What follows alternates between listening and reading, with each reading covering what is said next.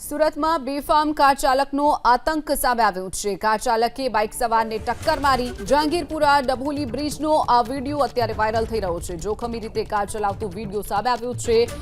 Car ચાલકે પહેલા તો બેફામ રીતે કાર હંકારી અને બાઇક સવારને ટક્કર મારી હોવાની ઘટના સામે આવી છે। જે દ્રશ્યો આપ જોઈ રહ્યા છો સુરતના છે। સુરતમાં ફરી એક વખત કાર ચાલક જે નબીરો છે તે બેફામ બન્યો હતો અને એક બાઇક સવારને ટક્કર મારી હતી।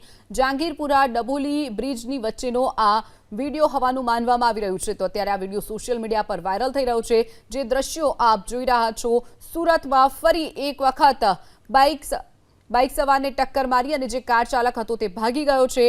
બેફામ રીતે કાર હંકારી કાર ચાલકનો આતંક સામે આવ્યો છે। તો જે દ્રશ્યો આપ જોઈ રહ્યા છો હાલ આ વિડીયો સોશિયલ મીડિયા પર વાયરલ થઈ રહ્યો છે। કાર ચાલકને ટક્કર મારી અને જે કાર ચાલક હતો બેફામ રીતે કાર હંકારી બાઇક સવારને ટક્કર મારી અને ફરાર થઈ ગયો છે। જે દ્રશ્યો આપ જોઈ રહ્યા છો સુરતના છે। સુરતમાં ફરી એક વખત કાર ચાલક બેફામ બન્યો હતો અને આતંક મચાવ્યો હતો। જે દ્રશ્યો આપ જોઈ રહ્યા છો તે જહાંગીરપુરા ડભોલી બ્રિજની વચ્ચેનો આ વિડીયો હોવાનું માનવામાં આવી રહ્યું છે। હાલ આ વિડીયો સોશિયલ મીડિયા પર વાયરલ થઈ રહ્યો છે।